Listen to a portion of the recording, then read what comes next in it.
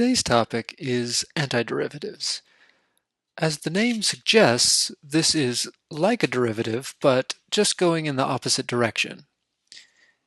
Let's start with the definition. What is an antiderivative? A function, capital F,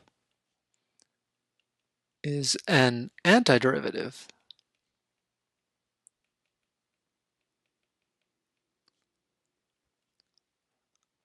of another function, little f, on an interval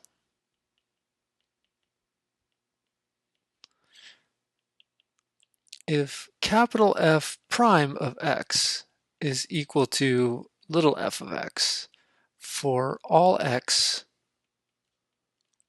in that interval.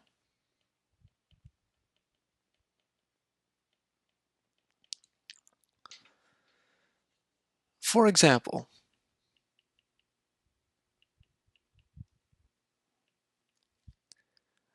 the function capital F of x equals 1/3 x cubed is an antiderivative of the function little f of x equals x squared. We know that this is the case because capital F prime of x is the derivative of 1/3 x cubed. So we can write that as d by dx of 1/3 x cubed. Now the constant we can take out. So this is 1/3 times the derivative with respect to x of x cubed. And this is x to a power, so we can use the power rule. The power comes down, and then we decrease the exponent by 1. So we're going to have 1/3 times 3x squared. The 3 and the 1/3 will cancel, just leaving you with x squared. So what this means is the derivative of capital F is equal to our function little f of x. So capital F is an antiderivative. Capital F is an antiderivative of little f. All right. Now, antiderivatives are not unique. We should write this down. Note: antiderivatives are not unique. And what do we mean by that? We mean that there are many functions, capital F, that have the same derivative. So, for example, if we let capital G be equal to the function 1/3 x cubed plus 5, then this function g is also an antiderivative of little f, the same little f, which was 1/3, which was rather x squared. Okay. And we can see that just by computing it, g prime of x is the derivative with respect to x, and then we have 1/3 x cubed plus 5. Now we can break this up into the derivative of the sum. So the derivative of the sum is the sum of the derivatives. So this is d by dx, the derivative of 1/3 x cubed, plus the derivative with respect to x of 5. And this is why it works the way that it does. We already computed the derivative of 1/3 x cubed, and we saw that that was x squared. The derivative of 5 is the derivative of a constant, which is 0. So what that means is that g prime of x is equal to x squared, which is our function little f of x. So you can see that capital F and capital G are both antiderivatives of the same function f. And in fact, there are more than just two. There are infinitely many. Example, if capital H, let's say, is equal to 1/3 x cubed plus c, where c is any constant,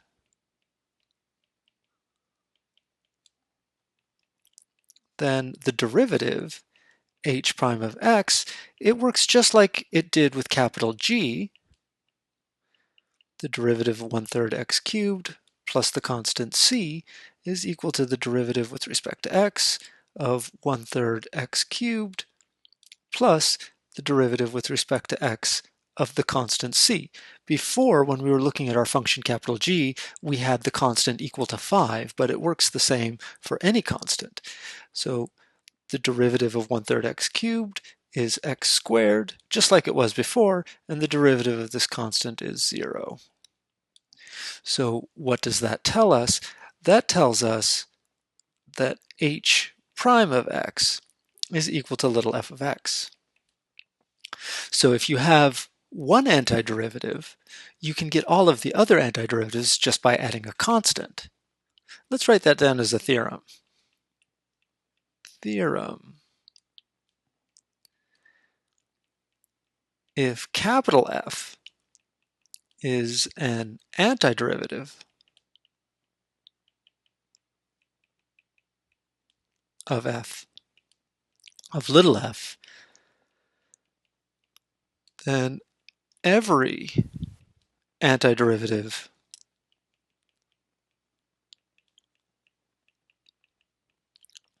of little f is of the form capital F of x plus c for some constant.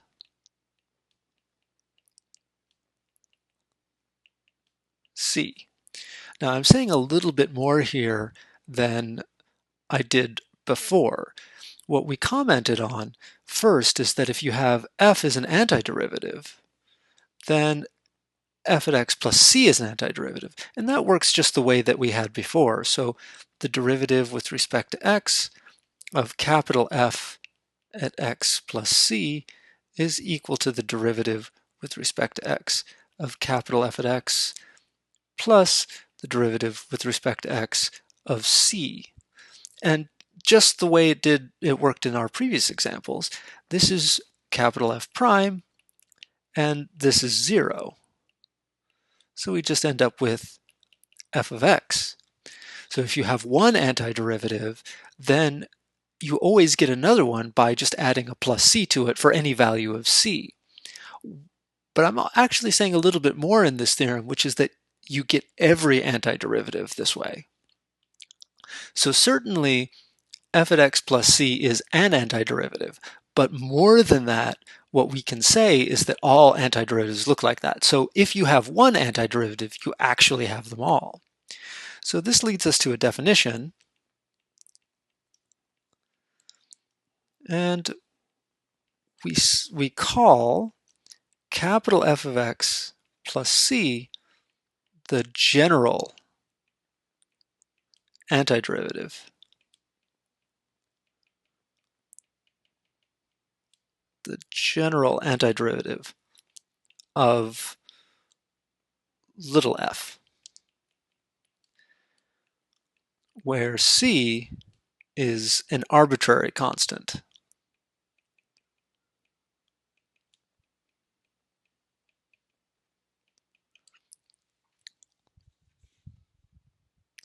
So we call it the general antiderivative. The general antiderivative isn't one function, it's a family of functions.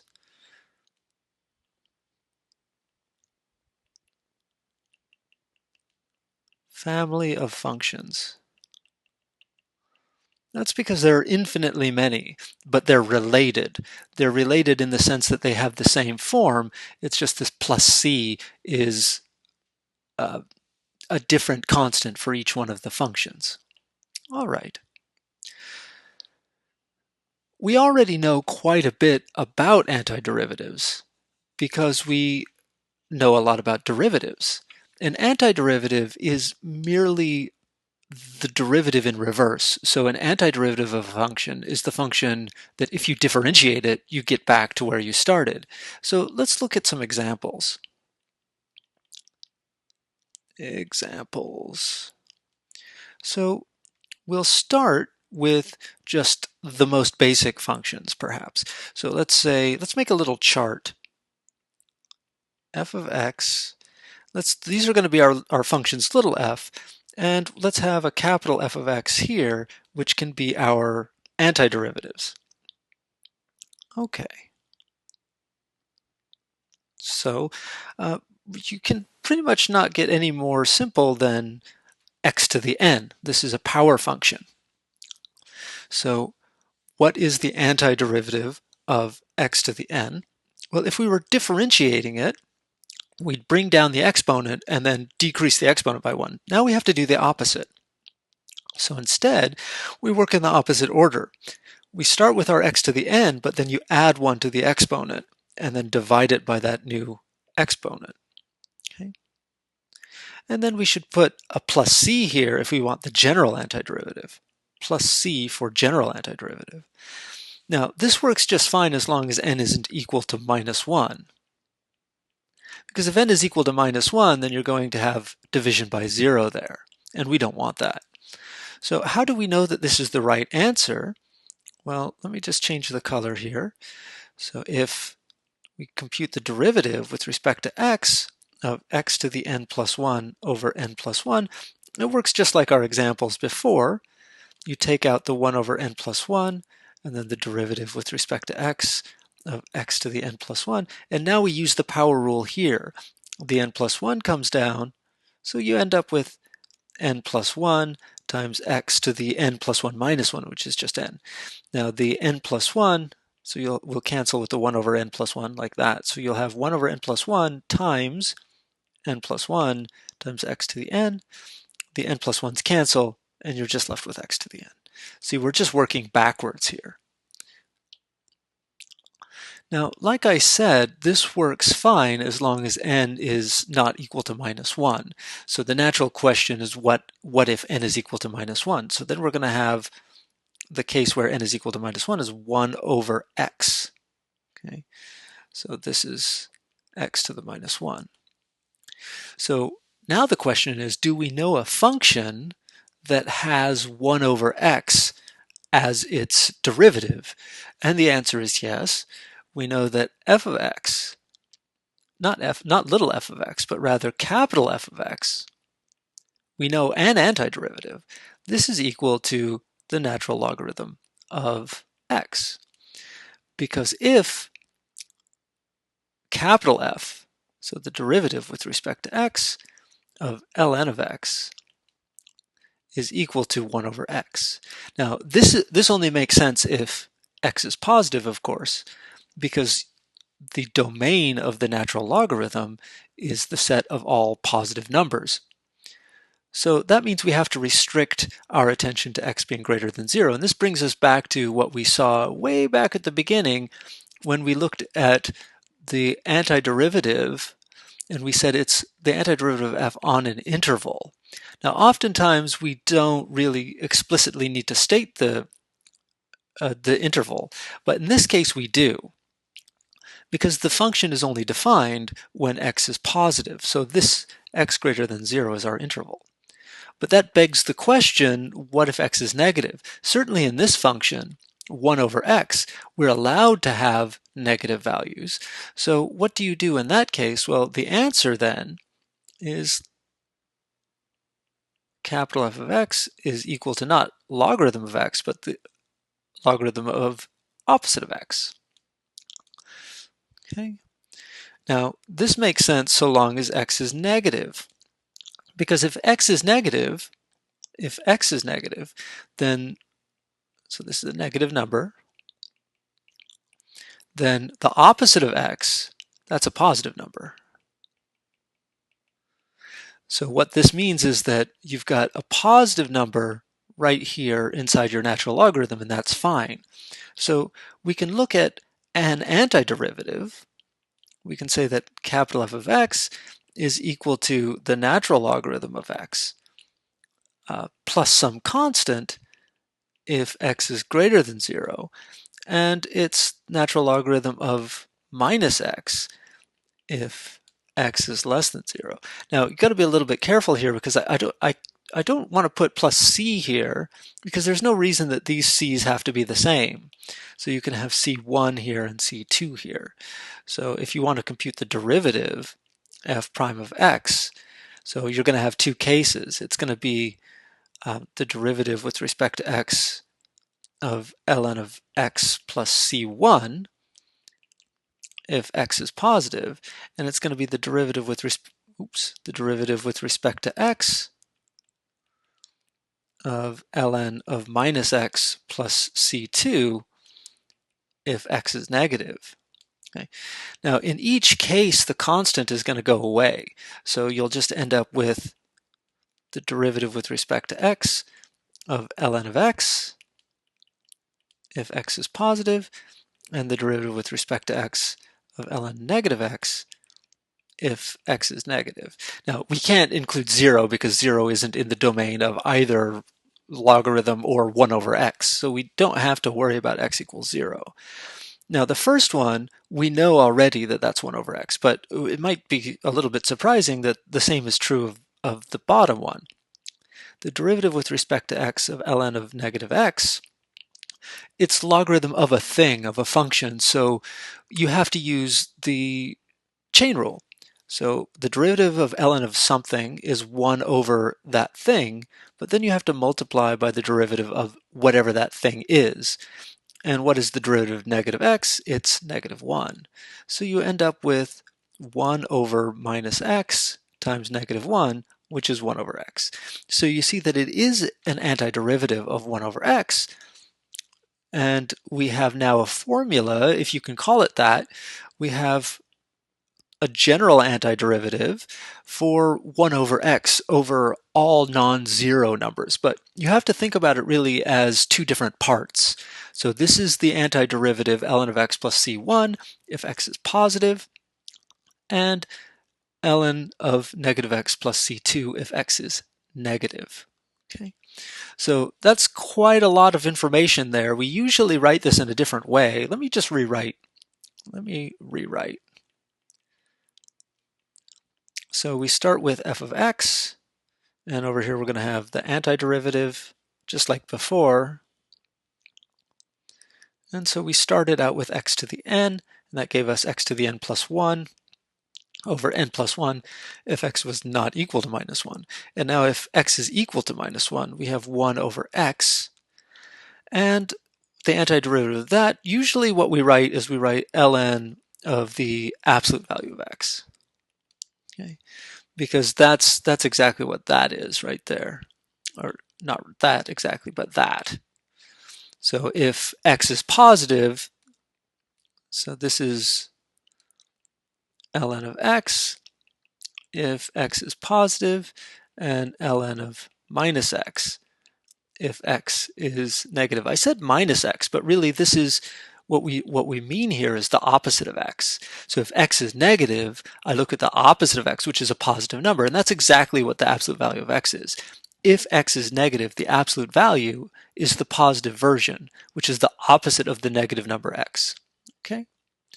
So that gives us our antiderivative, but really you should think about it as two separate antiderivatives or two separate formulas, one for x positive and another one for x negative. Because if you want to find the general antiderivative, you'll need a different constant in each case. All right, so those are our first examples. What are some other examples of antiderivatives? Well, everybody's favorite derivative is e to the x, because if you differentiate e to the x, you get e to the x. So naturally, if you go backwards from e to the x, the antiderivative is e to the x. Now, here I'm looking at a particular antiderivative, not the general antiderivative. So this is not the general antiderivative. Okay. If I want the general antiderivative, I just need to add in the appropriate constant or constants in this case. So in this one, it would just be e to the x plus c, but we don't want to put in the general one here. So what else do we know? Well, we know about the derivatives of sine and cosine. The derivative of cosine is negative sine. Okay, so that means what? Well, the derivative of sine is cosine, so the antiderivative of cosine is sine. All right? So the derivative of sine is cosine, so the antiderivative of cosine is sine. And again, if I wanted the general antiderivative, I'd do a plus c. What about sine? Well, again, the derivative of sine is cosine, so the antiderivative of sine is negative cosine. Okay? Because the derivative of cosine of x is negative sine x.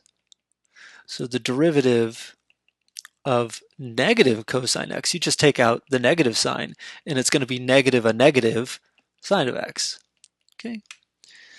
So that gives us the antiderivatives for cosine and sine. There are various other trig functions that we know something about. So for example, if we put secant x squared here, we know a function that has that as a derivative, and namely that's tangent. The derivative of tangent is secant squared, so the antiderivative of secant squared is tangent. We also have secant x times tangent x, and this is the derivative of secant x. There are a few others that we also know. For example, 1 over 1 plus x squared. That's the derivative of arctangent. So there are various functions that we know antiderivatives for because we know derivative rules. I know the derivative of everything inside this column that's capital F, so that means that those functions are antiderivatives of something, and those somethings are right here in the column that I'm labeling f at x. So that gives us our function f and one of its antiderivatives, capital F. Okay. All right. So these are what we often call the elementary antiderivatives.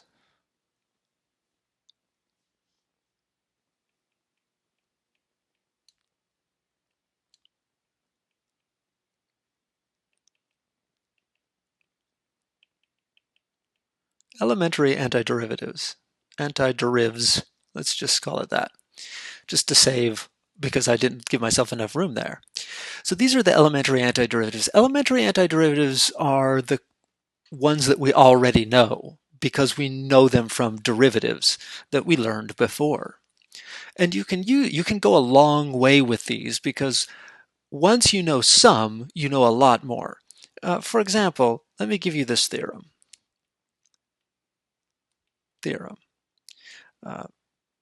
Part 1, if capital F is an antiderivative of little f, and if capital G is an antiderivative, notice I'm saying an antiderivative. It's not the antiderivative, it's an antiderivative. So if capital F is an antiderivative of little f, and if capital G is an antiderivative of little g, then f plus g is an antiderivative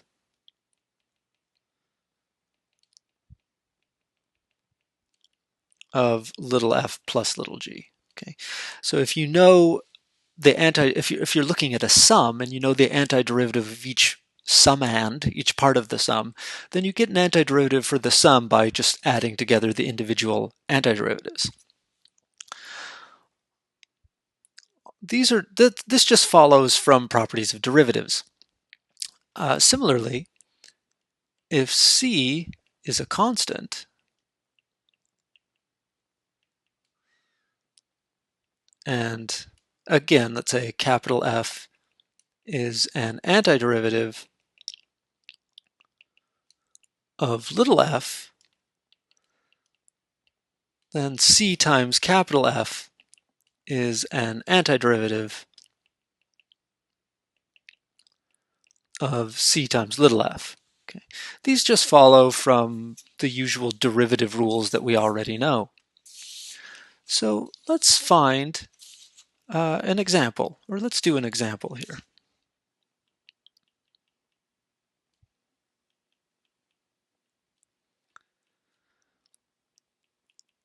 So find the general antiderivative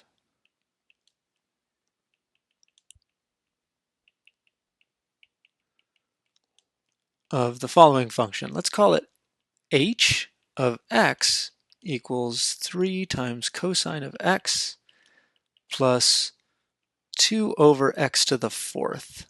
All right.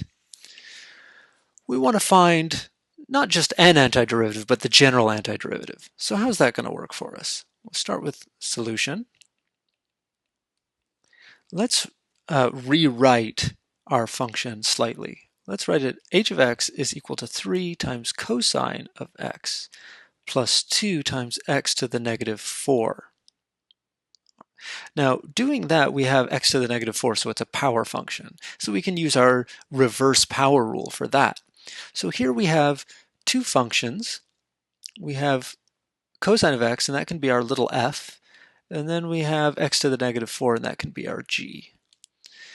So we can find the antiderivatives of both of these. So capital F, I say we can find an antiderivative for each one of these.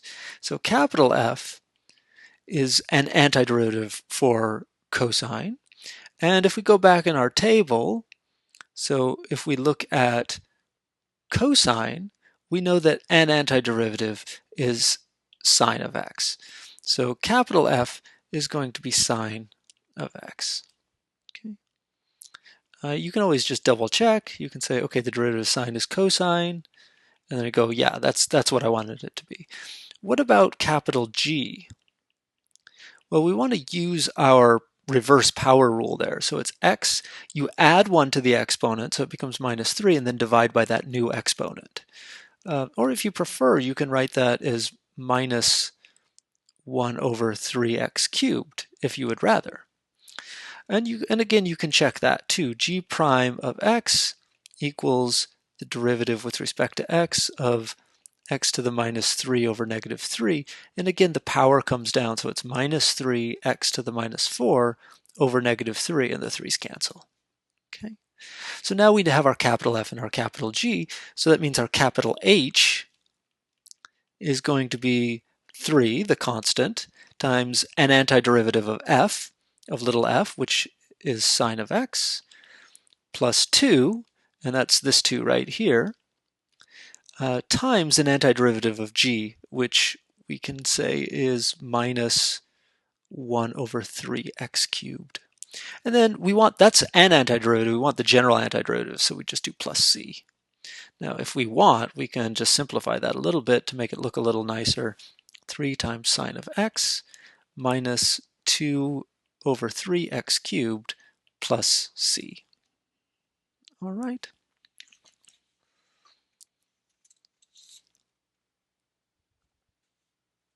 All right, so let's do another example.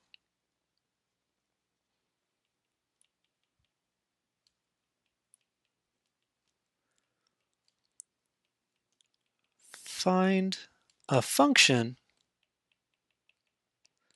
capital F such that capital F prime of x is equal to 4 plus the square root of x, and such that capital F of 1 equals 6. Right? So here we're looking for an antiderivative, but not the general antiderivative. We're looking for a very specific antiderivative. But in order to do that, we're going to find the general antiderivative first. So we start, let's write down solution. Okay, so capital F is what we're looking for. What we currently know is capital F prime, which is our little f. And so that's 4 plus x to the 1/2. So again, I'm writing it as x to a power, so that way it looks like a power function. The power rule or the reverse power rule, if you'd rather call it that, works for fractional exponents just as well as integer exponents. The only exponent it doesn't work for is n equals -1. So we want to find our general antiderivative first. And so our general antiderivative is going to be capital F at x is equal to, and we want the antiderivative of 4. So I need some function that when I differentiate it, it gives me 4. And the answer to that is 4 times x. If you differentiate 4 times x, you just get the 4. Plus, and now we take x, we add 1 to the exponent, so x to the 3/2, and then we divide by that new exponent, and then we add in the constant, the arbitrary constant there, and that gives us the general antiderivative. General antiderivative. Okay. But I don't want just any antiderivative. I want the antiderivative that satisfies the equation f at 1 equals 6. Now, in order to do that, I just need to plug in x equals 1 as my input, and then my output here has to equal 6. Okay. Let me just rewrite this. F of x equals 4x plus, dividing by 3/2 is the same as multiplying by 2/3, x to the 3/2 plus a constant. So now let's evaluate this at x equals 1, and that's going to give us 4 times 1 plus 2/3 times 1 to the 3/2 plus c, which we can simplify. This is simply 4 plus 2/3 plus c. And what do I want? I want this to equal 6. Okay. So now we just solve for c. Okay, we can solve for c. So c is equal to 6 minus 4 minus 2/3. So 6 minus 4, of course, that's going to be 2, which is 6/3 minus 2/3 is 4/3. So that's our constant in this particular case. So our antiderivative that we're looking for is capital F of x is equal to 4x plus 2/3 x to the 3/2 plus c, but c is equal to 4/3. All right.